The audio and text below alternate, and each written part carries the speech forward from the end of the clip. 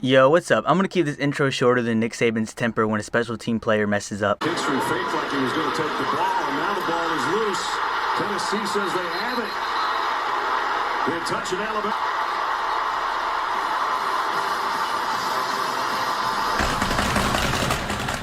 Anyway, the video idea for today is pretty simple. I'm just going to be showing you some teams that I bet you forgot almost had a chance to make the college football playoffs. But with that out the way, like, sub, and let's get into it. For the first team that I'm pretty sure you forgot almost made the college football playoffs, we have to go back to the year 2018 and revisit the Cougars. Not those Cougars, you goober. The Washington State Cougars. Previous member of the Pac-12 conference and current member of the Mountain West, I guess. But back in 2018, they were members of my personal favorite conference of all time, the Pac-12, and literally had no motion coming into that 2018 season, as they were predicted to finish 5th in the Pac-12 North. But as you should already know, they would far exceed those expectations. Now let's take a look at some of the key players on the team and the coach. The head coach of the Cougars was the late Mike Leach, RIP. And while digging into this team, I noticed there really was only one standout star for them, that being the current quarterback of the Oakland Raiders, Gardner Minshew, who had a video game-like year, putting up nearly 4,800 yards through the air, which makes the fact that he didn't have a single receiver have more than 900 receiving yards kind of amazing. But that isn't to say the rest of the team didn't carry their weight, as at every other position, it was more of a sharing a workload through a committee of players instead of having one single player going off every game, as the Washington State receiving core had around 8 players with more than 300 receiving yards. Starting the year, the Cougars would rattle off 3 straight wins against cupcake opponents such as Wyoming, San Jose State, and Eastern Washington, starting the season 3-0, where their first real test of the season would come against the USC Trojans on the road. Washington State would fight hard as the game would go back and forth, but late in the fourth quarter, the Cougars would have a chance to tie the game down by 3. But this offense might be operating better tonight than it has all year. Here's Borghi, a huge running lane, and he runs over Hufanga into the end zone for the play action. Here's Pittman, and Pittman gets away from the defender Harper. Stiff arms the defender, just mauls him into the end zone. Touchdown, SC! And it's blocked! I think one thing that really makes people forget about this Washington State football team is the fact they had an early loss. Usually when a team that isn't predicted to do much starts off hot and loses a game against their first real taste of competition, a team season can spiral out of control real quick and take a lot of eyes off your program. But credit to Washington State, as they learned from their loss of the Trojans and would win their next 2 games against tough conference opponents, Utah and Oregon State. The Cougars had much needed momentum to carry into their next game, as it would be one of the biggest in program history, as the number 12 Oregon Ducks would visit the Cougars in the primetime matchup of the week, as College Game Day would also be visiting Pullman, Washington for the first time in the program's history. But ladies and gentlemen, this is a special place and a special time. Give me that dugout.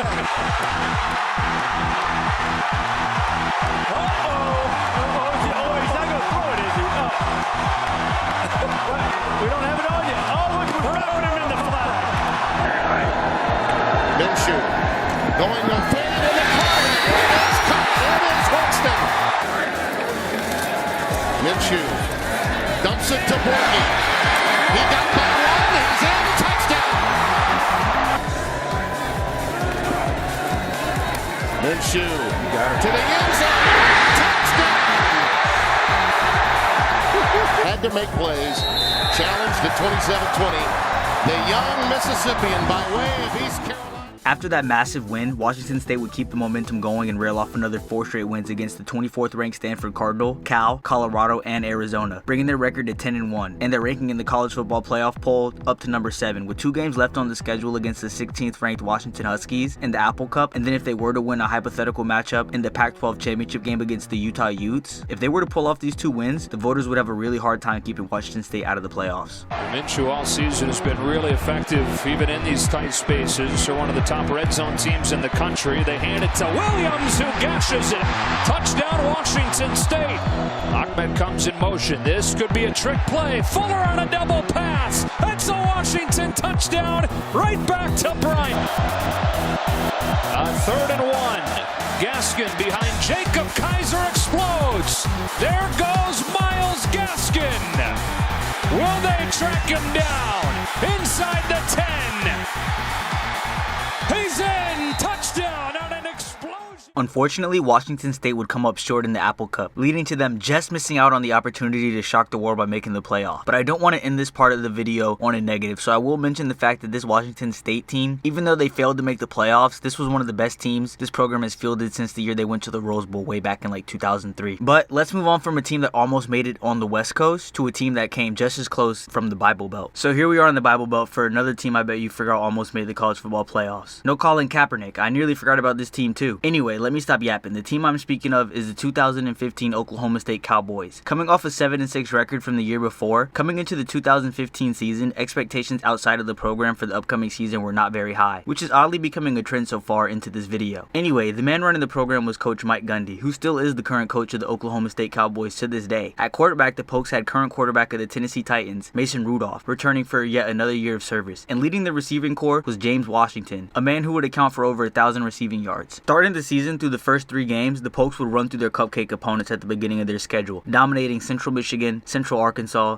and UT San Antonio. That was just a warm-up though, as conference play was about to begin, and the Pokes' next 3 games would all be wild games, as their total margin of victory in all 3 games was only 13 points. Older guy that they like to look to. 4-man rush, they put some pressure, the pass overthrown and intercepted, picked up by Holton Hill, and Holton Hill will take it back 39 yards. Rogan, perfect. We'll definitely keep an eye on that. 2nd down and 3. They come back, the pass to Washington. Washington breaks the tackle. Washington to the end zone. Touchdown. 5 yards. You can get 5 shorter times. Silman on the carry. Silman, second effort. Touchdown. On 3rd and 7. Rudolph to the end zone. 8-man. Touchdown. Defensive ends for Oklahoma State. On 4th and 3, running the option with Hubner. Hubner keeps it. Hubner. Brogan from 37. Got it. Walsh takes the snap. He's going to do it himself. Into the end zone. Oklahoma State has the touchdown. Skylar Howard, it's got to get to the end zone. He buys time. Throws it in the end zone. It falls incomplete. For the 3rd straight week, Oklahoma State finds a way. Just like the announcer said, the Pokes survived for a 3rd straight week, putting their overall record to 6-0, and their ranking in the polls up to number 14. Fortunately for the Pokes, their next 2 games against Kansas and Texas Tech were not as close for them, as they would blow the brakes off both these teams respectively, putting their record at 8-0, and setting the table for the Pokes' biggest game of the season against the 8th-ranked 8-0 TCU Horned Frogs. The winner of this game would be sitting pretty in the next college football ranking show, and be in control of their destiny when it came to making it to the big dance. Rudolph with time, another deep ball. Play fake again. Pump fake. Down the sideline, Washington! James Washington again! 50 yards. They're in the backfield. And this is Rudolph with the quarterback run. Boykin. And another interception. Guess who? Whitener. How about this? Oklahoma State. After that dominant win over TCU, the Pokes would play down to their competition against their next opponent, the Iowa State Cyclones. Shout out to Brock Purdy and Tyrese Halliburton. And after being down most of the game, the Pokes would manage to reclaim the lead late in the 4th quarter, pulling out a close win against a below 500 Iowa State unit. Sitting at 10-0 and ranked all the way at number 6 in the college football playoff rankings, all the Pokes literally had to do is win at least one of their 2 remaining home games against the 10th-ranked Baylor Bears or the 3rd-ranked Oklahoma Sooners, and they would virtually be a lock for the big dance. Play fake again. Rudolph going for it all.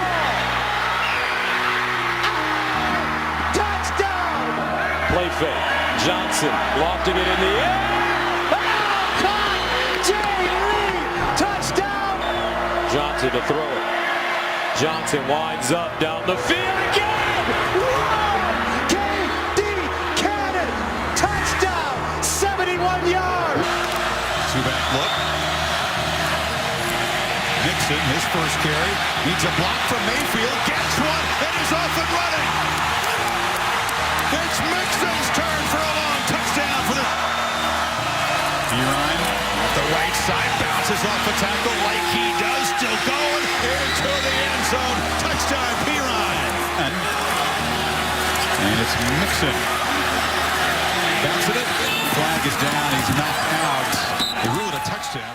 Man, as a kid, I had one of those little Oklahoma State helmets you can get from sports stores, and I'm from Florida. I literally had no reason to have it. I just did because at the time, the program was really starting to gain a lot of steam in my early childhood. And in the late 2000s and early 2010s, they really were kind of a dominant program if you think about it, with players like Brandon Weeden, Des Bryant, and Justin Blackmon, just to name a few. They really should have gotten at least one, if you ask me, and it sucks that they didn't. And it even sucks more that they would end 2015 with 3 straight losses. But let's move on to the last team of the video. Alright, now let's talk about the thumbnail of this video, the team and reason I'm sure most of you clicked this video. So we don't have to go that far ahead in time, as we were staying in 2015 when talking about the Iowa Hawkeyes, a team I'm sure most of you forgot almost made the playoff. And I'll just say now, they definitely came the closest to making it compared to the other teams in this video. Anyway, coming off of a 7-6 season from the year before, this 2015 Hawkeye team had no preseason hype coming into the season, as most publications had the Hawkeyes finishing 4th in their division. Sound familiar? Let's take a look at some of the key members on this squad, starting at head coach. And just as a side note, he is still the head coach of the Hawkeyes today, Kirk Ferentz. Coming in at the most important position in sports, quarterback, we got CJ Beathard. And for the running back position, it was more of a group of backs who put in work, as 3 running backs had over 500 yards, but not one had over 1,000. And same could be said for the receiving core, as not a single receiver had more than 750 yards. Also, shout out to George Kittle, he was a part of the receiving core. With all that being said, you're probably wondering, how in the hell did this team make a potential playoff push? Well, believe it or not, this Iowa team had a high-flying offense, for Iowa standards, as this team averaged 31 points a game. Now compare that to the 2023 team, who averaged only a measly 15.4. And check this out, in their first 4 games of the season in 2015, the Hawkeyes were averaging nearly 38 points per game, as they would win games against Illinois State, Iowa State, Pittsburgh, and North Texas, putting their record at 4-0 and setting the Hawkeyes up in a good position for their biggest matchup of the season so far on the road at the number 19th ranked Wisconsin Badgers. Lone setback. Staub, you're looking to throw the whole way, and he throws it to the wrong team. It's Desmond King. And King is 3 tight ends now on 1st and goal. Off the play action, and he's going to throw it. And it's caught wide open. It was George Kittle for the touchdown. Staubby sends the man in motion on 1st down and 10. Got pressure from the backside, didn't feel it, loose ball. And who's got it? The Iowa bench is going wild. Hawkeyes have the 5th-year senior. Here's your ball game. As of now, 4th and 2.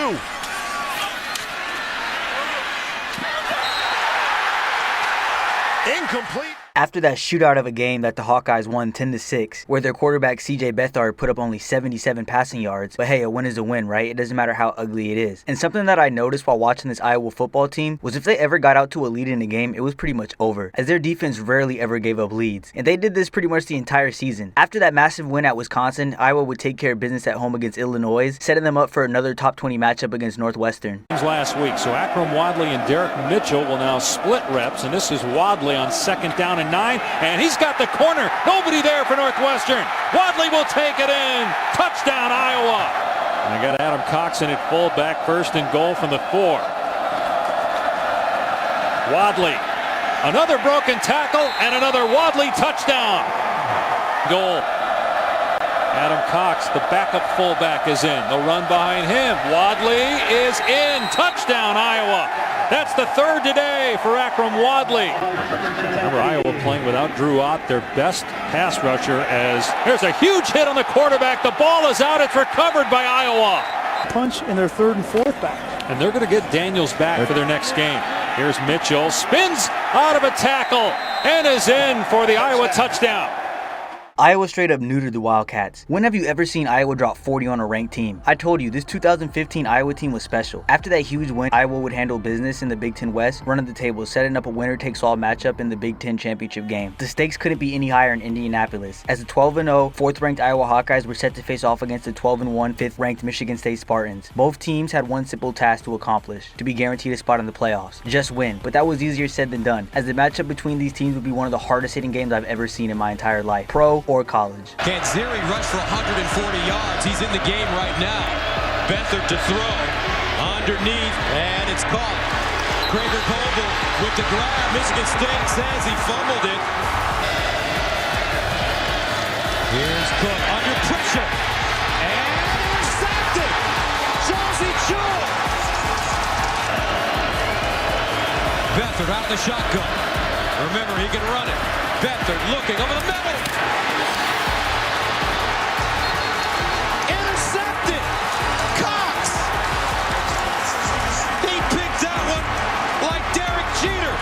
the 47. Cook steps into his throw underneath. Caught at the 35. McGarrett Kings Jr. with the grab. Michael Geiger. Oh! It hit the crossbar. Play fake. Beathard sets up deep in the pocket. Goes down the field for Smith. He got it! Smith! Touchdown! 85 yards! Iowa! C.J. Beathard!